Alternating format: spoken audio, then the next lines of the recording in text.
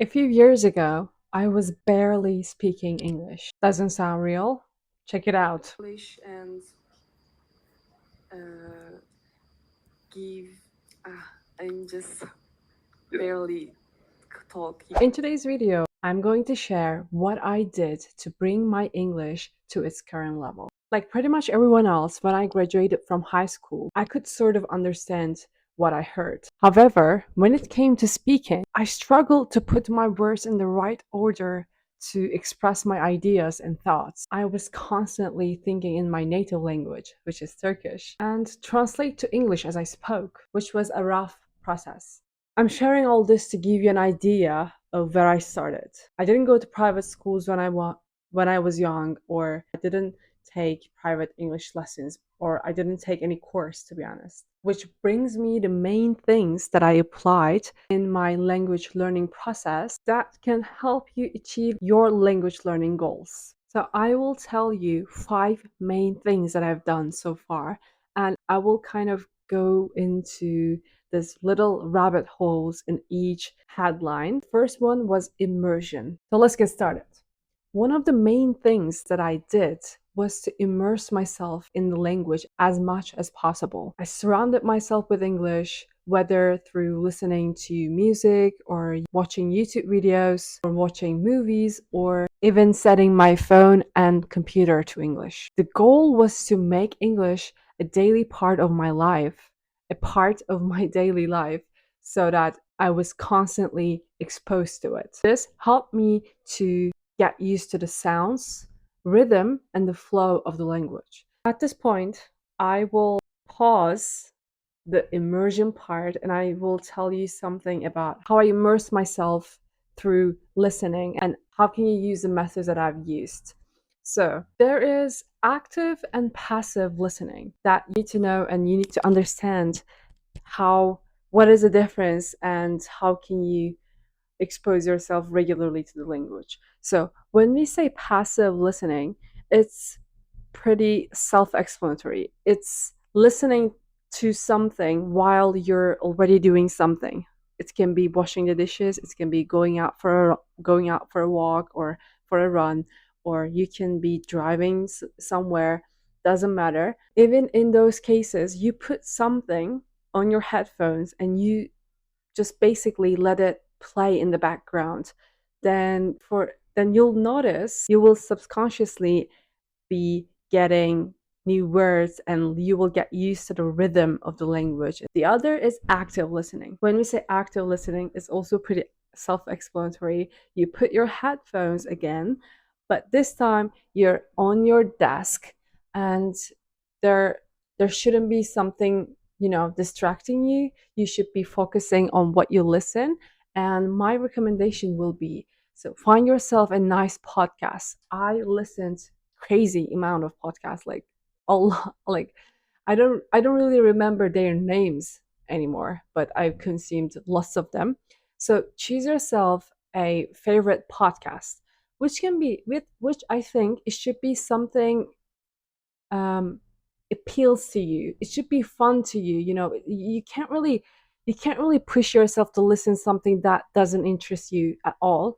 So find something that suits you, that interests you. And then once you've picked an episode, first of all, you'll be just focusing on just for the sake of understanding what that speaker says. And then in the second time you listening to podcast, you will get the script right in front of you. You can use your laptop, you can use your tablet, or you can just print it out and put it in front of you on your desk. And then this time you will listen to the podcast while following the script at the same time. This time, your brain will match what you hear with what you read, what you see.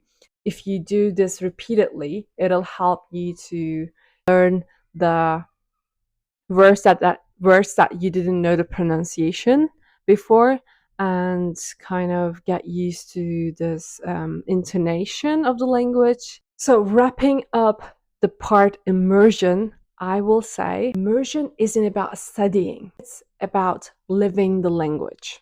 So, even if you're just relaxing, make sure to put some English in the background. It can be music, it can be podcast, it can be YouTube video. do that while going to sleep or doing any kind of thing. Remember, living the language. Let's move on to the second part, learning vocabulary. Building a strong vocabulary is essential, especially in a language like English, which has a decent amount of words. If I have to compare it to Turkish, in Turkish, we could use an adjective in many settings, you know what I mean? Whereas in English, you'd have 5 to 10 different adjectives. Anyway, what I want to tell you is I didn't just memorize words. I learned them in context. I would read articles, I would watch videos, and I would note down the words that I learned in sentences, in the context. This way, I didn't just learn the meaning of them, I also learned how to use them correctly. Also, remember, once you learned a word, you did the same thing as I told you. You jot it down. Second time you'll see the word, as for example, let's see that you use a flashcard application, which I'll be talking about soon in this video. Once you make your own authentic sentence with that using that word, it'll stick with you. I promise. Imagine it like, you know what I would do? It's kind of funny, but I'll tell you anyway. When I was learning words, I used to kind of do a little role play. Let's say I learned the word how dare you. I learned the phrase how dare you. I would go like by myself in my room. I would go like as if I'm talking to someone. I would listen from my computer how to say it exactly, you know, the pronunciation, the tonation, and everything. And I would repeat it like, you know, kind of imitation and shadowing. I would go like, how dare you? How dare you? I would act like as if I'm living the language. Speaking of living the language, another important aspect of learning a language is the culture. You have to, that's why I'm telling, expose yourself, like consume as much as you can, because through consuming the language with podcasts, movies, and music, you'll see the culture, you'll learn the culture. And without learning the culture, I don't think one could say that they know the language properly, because culture means humor, culture means history, culture means etymology. Of course, you don't have to know etymology to be able to use a word, but you can be interested just like me. Moving back to vocabulary, I would highly suggest you to use a flashcard application like Anki or Quizlet. Doesn't matter which one is convenient to you. Just pick one and use spaced repetition system to be able to revise the vocabulary, the words that you've learned. Because if you review vocabulary in a way that it is spaced out for you based on the ones that, you know, you struggle learning, you will be building a strong vocabulary and it'll give you confidence while speaking. Last little rabbit hole in this headline is consistency. It is important, guys. You know it is important. So it doesn't have to be every day. It's just you know, we talked about like living the language and making it a daily part of your life. So you have to find ways. You have to find creative ways. It doesn't have to be creative actually. You can use your phone in English, as I've been doing for years. You can try to do your shopping list. Do your shopping list in English, or try to text to one of your closest friends in English for a week. You know, try things like that. It has to be a part of your daily life. So let's move on to grammar and structure. Understanding grammar and sentence structure is a crucial part if you want to express yourself accurately.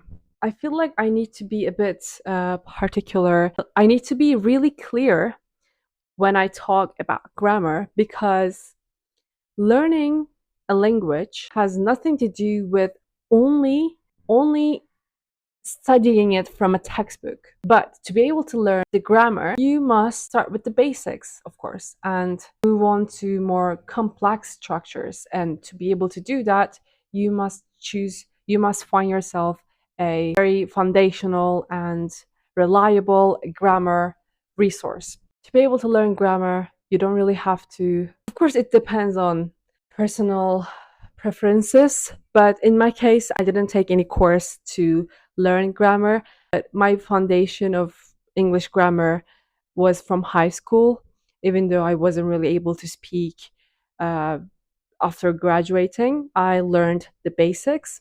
For advanced grammar and for complex structures, I studied them by myself, so you might as well just do that with correct resources and just putting the regular effort to it.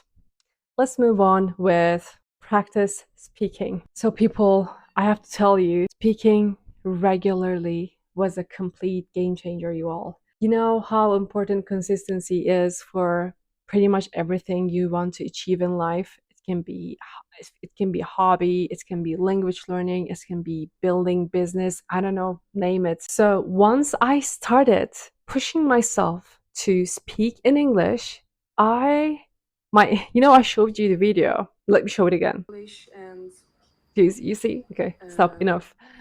So let's talk about how can you practice speaking, starting with the very simple methods.